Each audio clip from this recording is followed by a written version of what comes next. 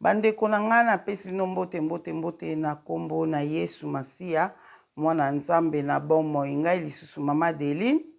naye kosala video oyo mpona kopartage na bandeko nyonso oyo bolandaka nga tozopartage makambo oyo Nzambe atalisaki nga. Eza révélation oyo Nzambe atalisaki nga yango nabaki na partage na bandeko nyonso makambo oyo ezosalama na molimo na mokili oyo biso toyeba yango po te toyeba ndenga kobondela toyeba makambo ezoleka na molimo Nzambe alingi biso toyeba po tozala mayele tozala na distraction te. Yango wana naye kopartage na bandeko nyonso. Bandeko na nga nazopartage révélation oyo Nzambe atalisaki ngai makambo ezosalama na mokili oyo tobondela po ete Nzambe azala na biso. Na komba tata mwana pe ya molimo santu kona bomoi kona bikamwa Nzamba mpuntulendo Nzamba bakoko na biso na pamboli mpona oyo talisaki nga papa na yango na fandi devant caméra mpona kopartage yango na bana no nyonso ya bilembo po ete toyeba yo ozolakisa biso makambo oyo po ete toyeba makambo oyo ezoleka na molimo po ete tozwa mayele yango na nga mwana na o papa oyo olakisaki na ye mpe kolakisa mpe bandeko na ye koyebisa mpe bandeko mosusu po ete bazwa mayele bayeba lolenga kobondela zala na nga na video oyo molimo santu kambanga na nyonso oyo nyonso ya yo te ezala mosika na nga na kombo na Yesu Masia mpe na nguya na molimo santu nde na bondeli na kombo tata mwana pe ya molimo santu amen. Bandeko na nga napesi bino lisusu mbote ngai mama Deline mpona bato oyo bokolanda nga mbala liboso. Naye kosala video oyo mpona koyebisa bandeko ke Nzambe aza Nzambe na temps oyo tokomi eza temps ya apocalypse oyo makambo apocalypse eloba yango mpenza tokomi nango ezosalama. Ezalaki eleki mwa mikolo nasi ekokokisa pe ata ba 2 mois ekokokisa pe ba 2 mois bandeko nange ekokokisa pe 2 mois. Esala nga masomo komona makambo oyo Nzambe atalisaki nga. Ezalaka nde nini nazalaka pe na ba periode oyo nazalaki na ba priere pe nazalaki koyoka lino pasi nazalaki kotungisama na lino na obeta bino ba témoignage pe mpona lino wana na obeta nsima nazalaki kotungisama mpona lino bandeko na nga nde namonaki yango na obondela na nga na bapasi na nga mino wana nde namonaki ndeni namoni nabondelaki na nga mpe nalali nde kolala nalali nazomona tozalaki na bato tozalaki na bango oyo na reconnetaki parmi bato nyonso tozalaki wana ezalaki cousine na nga aza mpe mosali na Nzambe ezalaki ye tozalaki na ye na place wana na cousine na nga wana alapres tomoni ebembe ondire ebembe moko elali wana pembeni na biso nayebaki te ebembe nini wana ebembe elali apo ondire bibembe ezalaki ebele sikola bibembe biso mpe place tozalaki ebembe mbala mosiko ngai nazwi mbamona ondire ka bato tozalaki panike ya komona bibembe na ndoto na nga wana nde mbamonga na nga funa kende koluka koyeba pourquoi bato bazokufa boye mpona nini bato bazokufa boye bandeko na nga na pumbwe ka nde nayebisa bino na pumbwa na nga ntina bandoto na pumbwe naketi likolo le nake likolo nake visite siko mopepe oyo ezotambola na likolo nakomi koyengayengaka na mopepe naoyengayengaka na mopepe nazovisite nazotala mpwani bato bazokufa boye bandeko na nga naye kodécouvrir nini bolanda nga bien ya makambo molimo mama Deline yo komi na baastrologue soki baastronani wana babenga oyo bakendaka kotala soki moi soki eloko nini oyo eza makambo molimo na molimo Nzambe akomemo n'importe quelle place akomemo ozomona akomemo mpe place mo ebima koke pe doki bandeko na nga na bandi naye natali ti namoni nazomona nini eloko na bana nazomona baboule moni baboule wana oyo le tozalaki bana mike biso awa bana batekaka yango deja na ba supermarché bateka yango deya na bani na bana batia déjà milangi moko batia deya mai ya savon na kati na mwa bilo biso siko tondosela biso bastilo ozwi na oka stilo bolongoli nini nango akati ozwi mai ya fufulu otie na nino na mulangi moko oningisi ali soko otie boye alobandi ofula alebandi siko kobima babulubulu ezokima totototo ezokima ya minene ya mike boyeboye biloko na banda komona yango wana na likolo nazomona yango ezopanzana epanzani ezotambola na mopepe bandeko na nga ezotambola na mopepe babulubulu wana ezotambola misusu ya mike misusu ya minene ndisi kolenga na bandi kotala onga na bie nzambe na ngai batie poison na mopepe batie poison na mopepe biso tozo respire nzambe oyo eza bapoison te na bandi kotala yango eza bapoison bandeko na nga ndemba moko namona sikole na otala bapoison wana nde naomona dans l'espace bongo ndemba mo nzambe andoloba na na litoi ndenga na bandi bo bapoison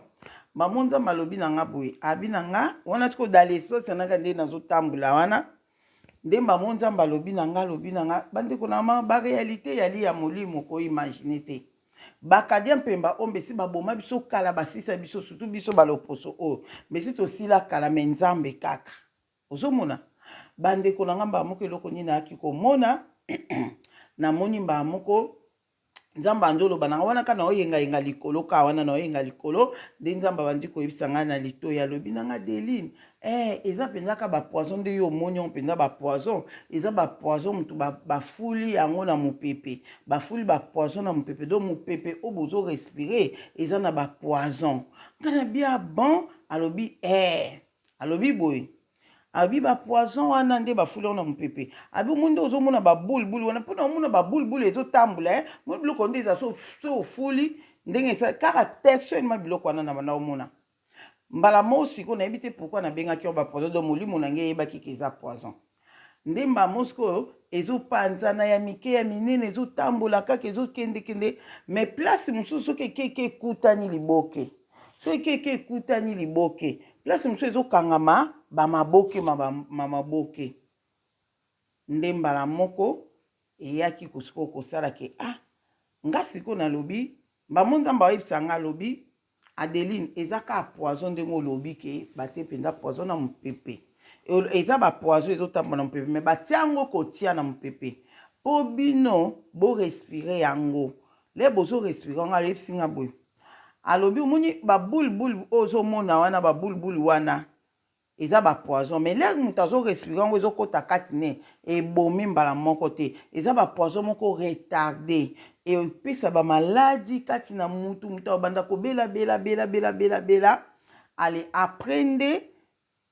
donc wana eza kaka ndeti bapoison retarde ka moto akozala sante malamu te azalaka kobela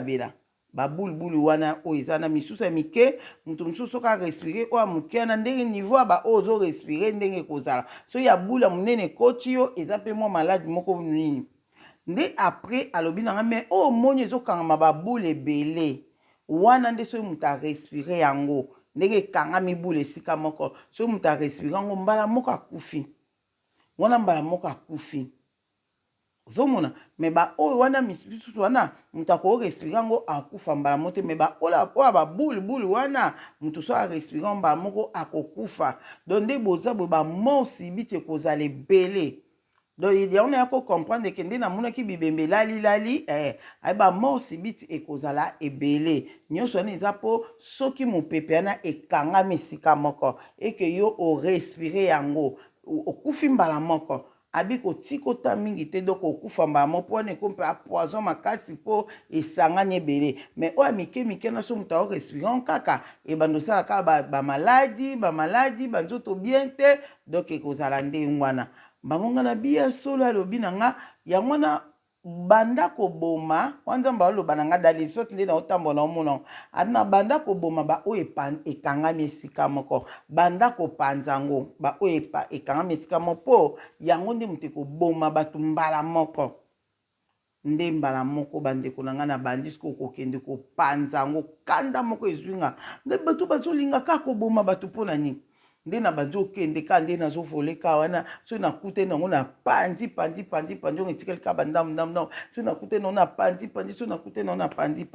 tellement ezalaki ebele babule ekangamaki ebele nde naye kokita nde na kiti siko na bengi cousine na nga wana oyo nayebisi bino ke nazalaki na ye na ndoto wana tozali bato ebele me na rekonetaki nde ye nde naye kobengi nabengi ye nayebisi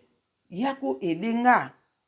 tomata na likolo nauti odécouvrir pourquoi bato bazokufa nauti odécouvrir pourquoi bato bazokufa tomata likolo tokende kolongola bapoison na likolo toke kolongola bapoison totika ngo kaka epanzana nde cousine na nga nazokomata te akomata te mbamula bandi olakise ndenge nini ya kopumbwe nde nini nakomata mpona kokende na bandi osali azalaki kilo te ekokoma souple ale pa nga wana biso na ye bandeko na nga ndeti na filme nga na ye tomati likolo to bandi opanza bapoison wana tozopanza yango ngabi bato babebisi mopepe oyo bato bazorespire babebisi yango babebisi na bandi kopanza ona ye mpe tozopanza so tomoni so moko ekangami kuna tokembango papa topanza yango so tokomoni so kuna moko ekangami toke kuna topandi baoyo ekangami tozotambola kaka boye tozokende musika tobandai vraiment kokende totambolaki topanzaki oyo tokokaki kopanza ebele ti mpenza totelemi dans l'espace wana tozozela so tomoni misusu ezokangama tala oyo bandoki ekangama toyembango topanzi so tomoni donc en tout cas topanzaki yango vraiment topanzaki yango vraiment en tout cas namonaki vraiment ke esilaki namonaki vraiment ke esilaki baoyo minene etikali ka baoyo kaka ya mike na ti apres naye kosusumuka nalamuki ngabi nzambe na nga bato bati bapoison na mopepe nzambe ok epe koleka nango bato tosambelaka na bino nayebi te so borema kaka mpo nga basuje mingi tokoma tobondelaka nango eza basuje ya makambo oyo nzambe atalisaka nzambe atalisi likambo boye ekomi sujet de priere na biso nasi bozoremake lere na tozobondela nazoloba mingi ke tobondela toyebisa nzambe makila na yesu tobondela makila na yesu ebanda kofiltre mopepe oyo tozorespire ebanda kofiltre oxygène ezokota kati na biso mopepe ezokota kati na biso ezala kofiltre elongola bapoison elongola bamaladi elongola nyonso mpo batie bapoison bamaladi na mopepe namonaki yango bapoison wana donc oyo ezokangama ezokoma bapoison oyo ezokangama nde ezokoma bapoison nde ezoboma mais oyo ka ya moko ezotikalaka lokwa bapoison moko retarde ekobelisa kaka bato nde ezalaki ndenge wana en tout cas tobomaki baoyo nyonso ebandaki koboma oyo ebandaki koboma bato mpo tomoni bibembe elalaki mwa keke bimembe nde tokendaki kosala eloko wana nde eya kosila bongo yango toma obondela bongo ndeko oyo ozolanda nga ntango ozobondela fo oyebisaka nzambe makila na yesu ebanda kofiltre mopepe oyo yo ozopema oyo ozorespire oyo bana bazorespire ezala filtre na makila na yesu masiya bapriere na biso moto akoso te bapriere esalaka ndenge obondelaka kosala maseki te nzambe ayokaka mpe esalaka mpo mopepe eza ya kobeba donc epuis nalandaki nini moko boye boyebi nde ezalaki variole de singe oyo maladi ya makaku oyo eyaki na kongo wana tala ndenge ekimi ndenge esili kaka nie mopepe ngo nde nzambe afulango kaka esili mbala moko mpo na nini na papa nanyo prophète Mabiala aleka na chemin de la vérité alobaki yango mpo ka tan kolukela bino video yango eza te nayebi te so ezali na video nini alobaki yango alobi ke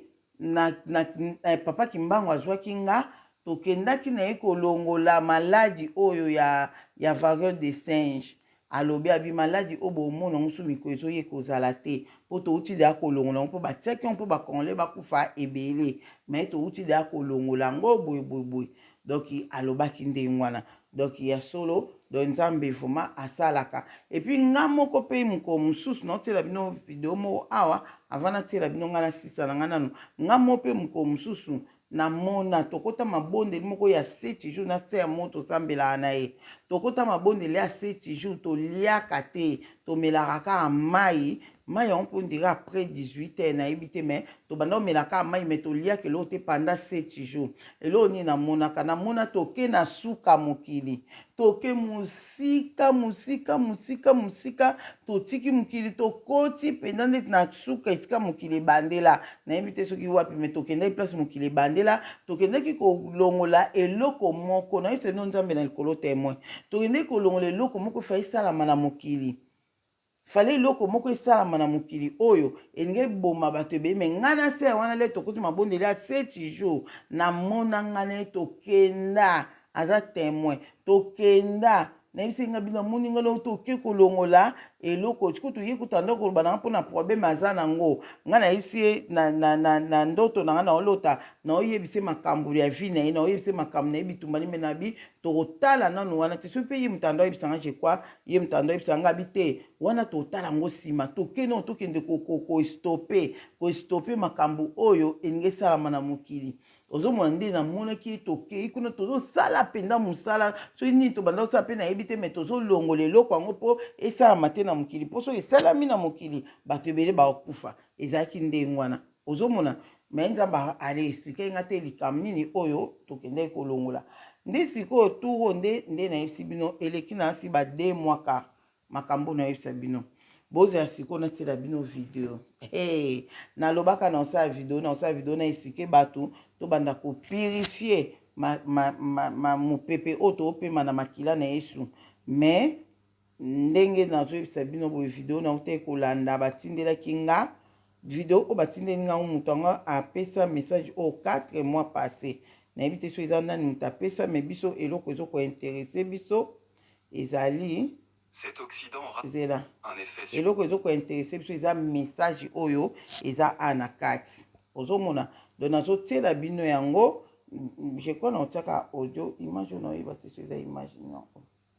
ok naotiela bino mpenza nde audio kaka boyoka makambo oyo non nzambe azala na biso naotiela bino audio na eza video yango oyo eza video me naotiela bino ka audio mpo baimage oyo naoyeba te so eza baimage mosusu na lingana nango te ok naotiela bino ka audio boyoka makambo boyoka obile natalaki video oyo batindelaki nga mwa mikro eleki me natalaki yango te lokola kaka ntamboye natalaki yango te moko anakanga anatala no bavideo bandeko baute kotina mikro eleki ndele na bandi kotala yango boye namoni nga binzambe nangisalaki nga nzoto malili nga bitititititi makambo somwe video oyo nde naomona banda moto yango apesaki message oyo 4 mois passé 4 mois passé toyoka makambo alobi ngamba na confirmer message oyo par rapport ya oyo nga monaki naoyebisa bino nga namonaki on 2 mois passé ya monaki on 4 mois passé donc message ekotaki 4 mois passé nayebi te soki amonaki nde akotisi nayebi te me nga namonaki on 2 mois passé nde kaka naloba na kosala video ya moko obosani kaka olobandi otia makambo mosusu me ezalaka nga kaka na motu kaka na kotiaka video nayebisa bato oyo emataka nga kaka to nayebisa bato tobondo moni nzambe apesa mo bamessage makambo oyo mpo tobondelaka toyeba ndenge akobondela toyeba nini oyo tokoloba le tozobondela yango moni nzambe atalisaka biso makambo oyo ezali ozomona biso toma obondela bon na ndimi te ke nga mpena bapoison wana ekekotanga na nzoto na ndimi te mpo mode na purifiaka mopepe oyo nazo chaque semaine mopepe na kopema na semaine oyo eza purifie na makila na yesu ngai na bato filtre ezala filtre omonika loko eza na microbe eza na bapoison banini donc ezala filtre donc makila na yesu masi eza filtre bandeko na nga ekofiltre mopepe wana orespire mopepe oyo ya bien ya kimia ok donc yango wana sikoyo naye natiela bino audio oyo naotiela bino na forme audio mais eza video na youtube titre yango eza nini ok naotiela bino yango toyoka La prochaine fois que vous vous rendrez dans une pharmacie ou un parapharmacie, prenez un moment pour examiner les signes sur les produits que vous envisagez d'acheter. Si vous remarquez un signe particulier, et puis mamba bakisi soko melaka kisi fo bondelaka mpona bakisi wana ezala purifie na makila na yesu mpo bakisi ebele eza ya kobeba bandeko na nga bakisi ebele eza ya kobeba omoni awa sikoyo ndenge moto oyo azoloba message oyo ndenge eyeli donc eza ke batie poison na mopepe batie maladi na mopepe maladi wana lolenge te toyoke nano après nde tokokomante ere eza mingi te oke tokomante zela totia ye nano na dérange te mpo boyoka na kimia bolimbisi. Abstenez-vous d'acheter cet article immédiatement. Ne l'achetez pas. Maintenant, vous vous demandez peut-être pourquoi je vous exhorte à éviter ces produits. Laissez-moi vous expliquer. J'enregistre cette vidéo aux premières heures. Je crois que baimage oyo atie eza baimage je crois que oyo balakisi eke so omoni produit oyo bazoteka batie boye namona yango nde mingi batie yango ndeti na baproduit oyo ya bakosukosu banini bon de toute de façon na olakisa bino yango ndenge batie awa nayebi te so eza yango je crois na bandela. La prochaine fois que vous vous rendrez dans une pharmacie ou un parapharmacie, prenez un moment pour examiner les signes sur les produits que vous envisagez d'acheter. Si vous remarquez un signe particulier, abstenez-vous d'acheter cet article immédiatement. Ne l'achetez pas. Maintenant, vous vous demandez peut-être pourquoi je vous exhorte à éviter ces produits. Laissez-moi vous expliquer. J'enregistre cette vidéo aux premières heures du matin, entre 4 et 5 heures du matin, car il y a 3 jours, j'ai reçu une vision profonde du Seigneur. Cette vision m'a profondément perturbé. Je n'ai pas pu la partager avec vous jusqu'à présent car j'avais besoin de confirmation et de discernement de la part du Seigneur. Ce n'est que ce matin, après un moment de prière intense, que j'ai reçu de lui la clarté et les informations dont j'avais besoin. Ressentant l'urgence et le poids de cette révélation, j'ai décidé de faire cette vidéo dès mon réveil. Il est essentiel que je partage ce message avec vous car le produit auquel je fais référence pourrait déjà être sur le marché, et nous pourrions ne pas être conscients de ses implications. Il faut que vous compreniez l'urgence de la situation afin de prendre les précautions nécessaires. L'Antéchrist et le diable travaillent activement à tromper et manipuler le monde, et nous devons rester vigilants. Voici exactement ce que le Seigneur m'a révélé, mot pour mot. J'ai pris soin de noter ces paroles telles qu'elles m'ont été données, sans rien modifier ni ajouter. Je ne prendrai pas beaucoup de votre temps. Je vais aller droit au but et partager le message tel qu'il m'a été délivré. Le produit qui va bientôt arriver sur le marché, issu du secteur de la santé, est soutenu par une importante et réputée société pharmaceutique.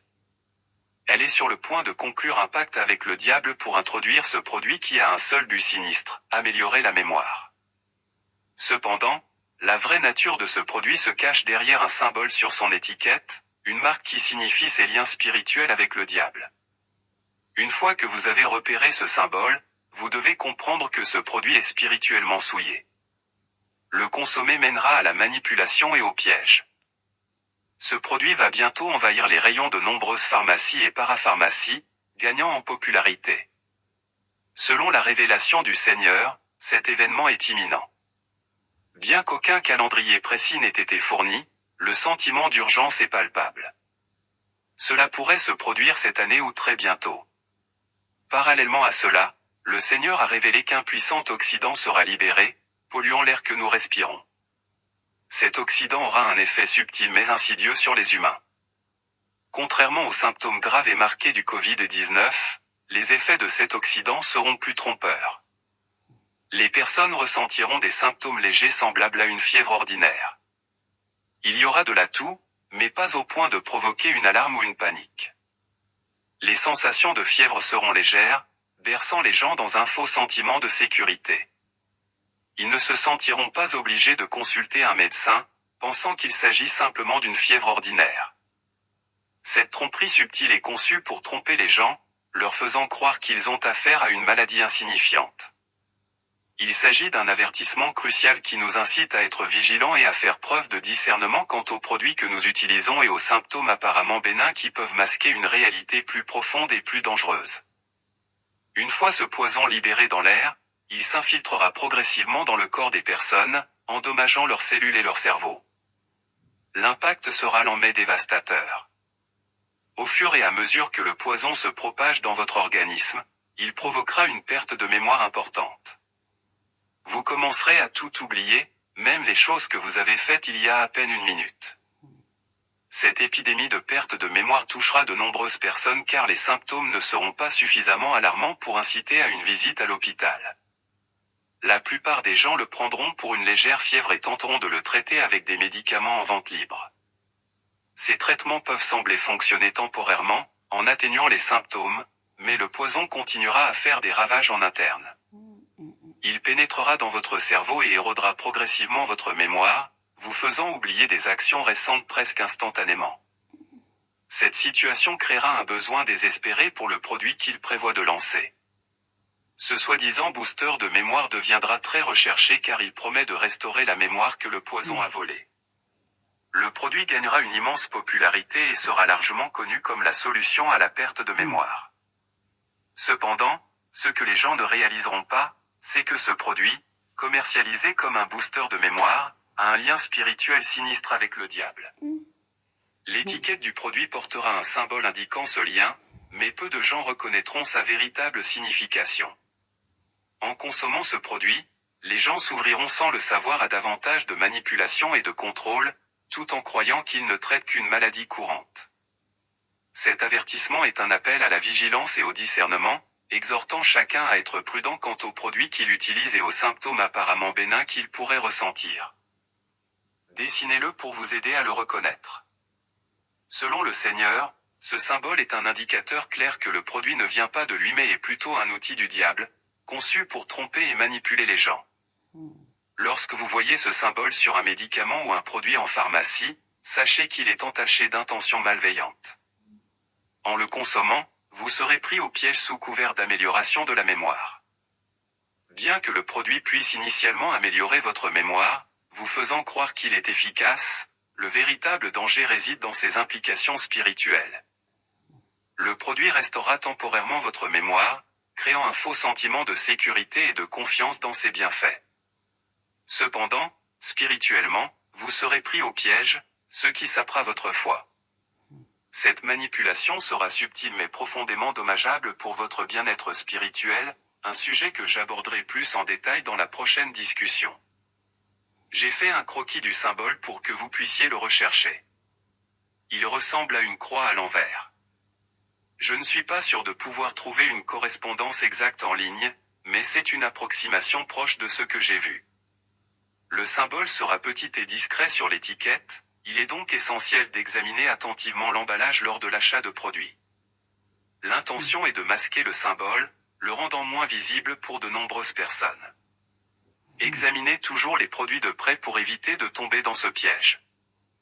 La libération de cet oxydant entraînera une perte de mémoire généralisée affectant les personnes de tous âges, enfants, adultes, hommes, femmes, car le contaminant se dispersera à l'échelle mondiale.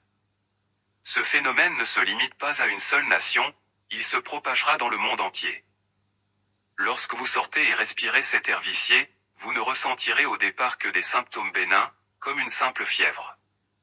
Cette douceur vous fera penser que ce n'est pas suffisamment grave pour justifier une visite à l'hôpital. Les gens considèrent souvent la fièvre comme quelque chose qui peut être géré avec des médicaments en vente libre, alors vous pouvez la traiter avec un simple remède, en espérant retourner à votre routine quotidienne. Cependant, le véritable danger se cache sous la surface. Bien que la fièvre puisse diminuer temporairement, l'oxydant continuera à s'infiltrer dans votre corps, altérant progressivement votre mémoire. Ces dommages internes silencieux se feront connaître au fil du temps, entraînant une perte de mémoire grave. Lorsque la perte de mémoire deviendra apparente, la demande pour un produit améliorant la mémoire augmentera. C'est à ce moment-là que le médicament mortel sera présenté comme une prétendue solution. Je n'ai pas le nom de ce produit, seulement le symbole qui apparaîtra sur son étiquette. Le Seigneur m'a montré ce symbole, et il est crucial de le reconnaître pour ne pas tomber dans ce piège. Après avoir reçu cette vision il y a 3 jours, j'étais profondément troublé et angoissé. J'étais préoccupé par le risque que cela devienne une nouvelle pandémie ou une crise généralisée. Ma peur et mon inquiétude m'ont amené à rechercher une confirmation supplémentaire auprès du Seigneur, c'est pourquoi je n'ai pas pu en parler jusqu'à présent. Cette vision m'a beaucoup pesé, et je la partage avec vous maintenant par sentiment d'urgence et de responsabilité. Alors que je continuais à prier, en quête de conseils et de réconfort, le Seigneur a envoyé le Saint-Esprit pour me révéler un message profond. Il m'a été montré que lorsque cette situation troublante commencera à se manifester, il y aura une exception remarquable. Cette révélation divine m'a apporté une lueur d'espoir, alors que je luttais pour imaginer l'angoisse que ma famille et moi endurerions si nous devions perdre la mémoire. L'idée d'oublier même les aspects les plus fondamentaux de notre vie était accablante. Imaginez ceci, un instant, vous accomplissez une action, et le moment suivant, c'est comme si ce moment n'avait jamais eu lieu. Les gens se retrouveront à oublier leur propre nom, à perdre la trace de leurs proches et même à oublier leurs proches les plus proches. Vous pourriez être en présence de votre conjoint, sans pour autant le reconnaître, vos enfants pourraient vous apparaître comme de parfaits inconnus. L'ampleur de cette perte de mémoire rendrait tout ce qui est important autour de vous flou, créant une situation extraordinairement désastreuse.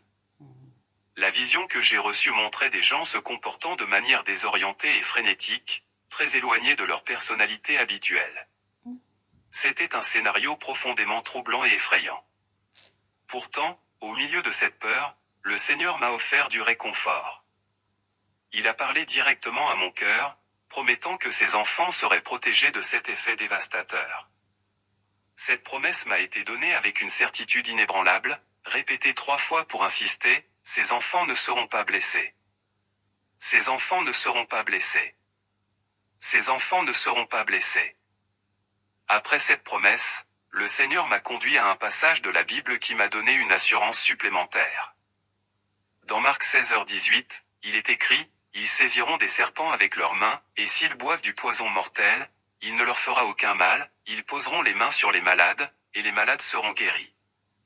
Ce passage de l'Écriture a confirmé la promesse que le Seigneur m'a faite.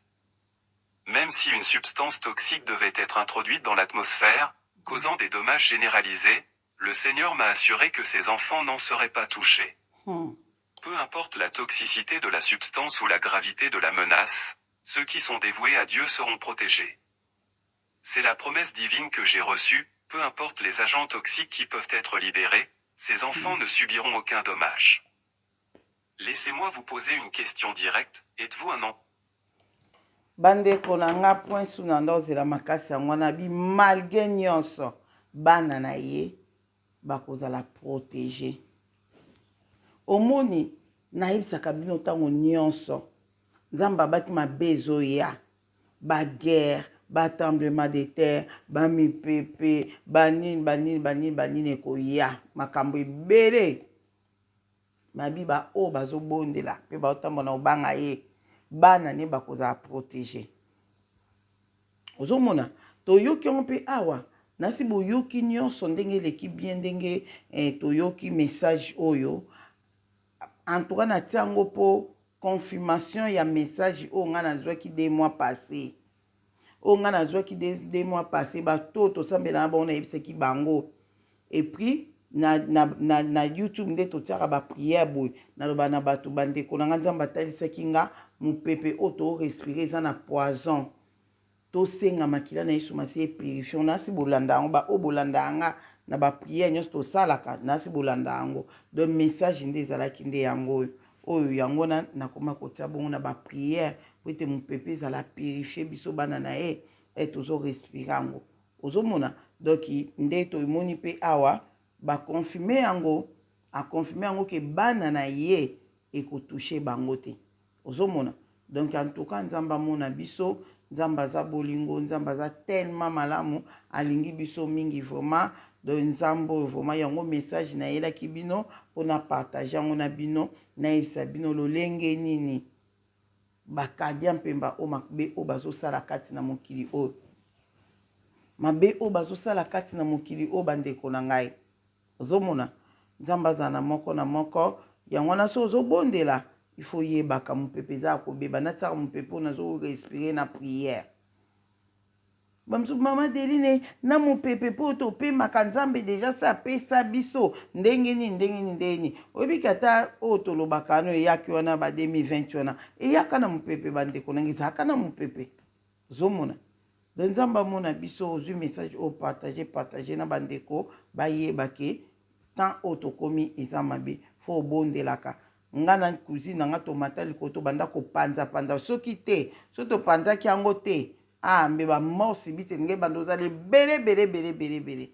nge bando zale bele penza bando kona meto panza ki on na kolongola ba morsi biti wana pona commentaire muke na bosani ko kotia commentaire na makambo to ti koyoka awa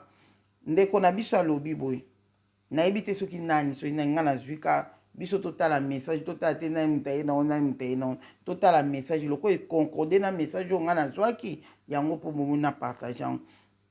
donc alobi nzambe atalisaki ye ke bazwi poison batie na mopepe babebisi mopepe siko poison ne bando kota na banzota bato muke ebanda kosala bato baperte de mémoire bato siko bando bungisa makambo ya bivoi même ta mosusu ofandi na mwana ozoyeba te ke mwana ozomoni lokola nkoni moko ofandi na mwasi ozoyeba te ke mwasi na ofandi na mobali ozoyeba te ke mobali na yo donc il est siko yo moko oremake siko baperte de mémoire wana à l'après elo ni yo kosala okolukende siko ndeti na pharmacie mais ok biti na bango ezali ke bato bamela mpe bakisi wana selon ye ndabi bakisi wana mpe eza bakisi oyo ekesalake eza na marque de la bête bakisi wana eza o monguna akosala yango mpo akontrole bato mpo bakontrole pensée ya mutu mpo bakontrole vie ya mutu lokola babongo balingi kokontrole biso ta balongwe na mangwele bayebi ke mangwele bato beye batimbeli bakozwa yango te sika tokende kote oyo bakei na bakisi ozomona bakei na bakisi abi batiango basigne moko boye mpo ye basigne na fo nzambe ka revele signe wana elakisaki produit wana esalami na maboko ya bato na mokili oyo te donc euti na monde ya ténèbre yango eye mpo eya ekodétruire biso mpe physiquement edétruire bato biso te edétruire bato physiquement donc batiaka mpo edétruire biso mais nzambe lokola akobatela biso bana ne tokozwa basituation wana te ozomona yango fu tosambelaka makasi nzambe azala moko na moko na tiki bino nzambe amona bino lelo toza journée do toza lundi le 16 bao nyonso tokuyana bino na Deline TV boyebi soki bolanda video oyo le 16 boyebi ke na minute tobandi prière na biso kozanga te minuit tobandi jeûne na biso ya 7 jours tofongola yango ti le 23 na minuit ti le 23 na minuit mpo tokobota le 24 nde tofongoli jeûne wana mpona kolia tokomela yo moko décide osala banda ntongo ti 18 olie te obien so osalaka yo moko décide nini okolia nini okomela mpo toboyi biso toloba lolenge oyo tosala boye tozongisa boye soki okoki yango te ezala mabe makasi don nalingi mutu na mutu asala oyo ye akokoka ayebi ke ngai na okoka ta mosusu ke papa mosala nange eza makasi funa so nalie quelque chose naliaka mwa quelque chose na pokwa mpo lobi nazala ta makasi na mosala donc c'est ça mais luka ogene eza bien donc biti na biso eza kaka kopesa nzambe merci mpo ete akomisi biso mpe abateli biso na 2024 oyo mobimba mpe tozokóma na fin de l'année nzambe akontinue kobatela biso epuis mpo tozongisa matondo epai na ye na oyo nyonso azosala kati na biso tosenga ye akomisa biso mpe na 2025 mpo so akomisi biso mpe na 2025 tozanga te kopambola ye mpe lisusu ozomona donc indeka tosala bagene toye na basujet principal mais tozanga te kobondela mpe mpona basituation nyonso oyo ya bomoi na biso oyo ezoleka na mokili ya mabota na biso mpe ya mboka na biso kongo tozanga te kobondela mpona basituation na nyonso nzambe amona biso do tozobanda lelo le 16 lundi le 16 tozobanda jeune na biso lelo le 16 na 2024 oyo tozobanda jeune na biso na butu oyo jeune eza ya 7 jours boyebi yango to eleki tosali 23 jours 23 jours toko tosali 7 jours sikoyo après tobanda mosusu so tosisi wana topemi tobanda mosusu le 3 nalobai le 16 mais bato babi te fu totia le 3 mpona bana baza na bavacance toprofite totie tobanda mosusu le 3 donc so tosisi le 23 topemi pendant 10 jours ale tobandi mosusu le 3 tobanda mosusu le 3 en tout cas nzambe amona biso yango kala ngai na partage kimi ezala moko na moko na nkombo na Yesu amen.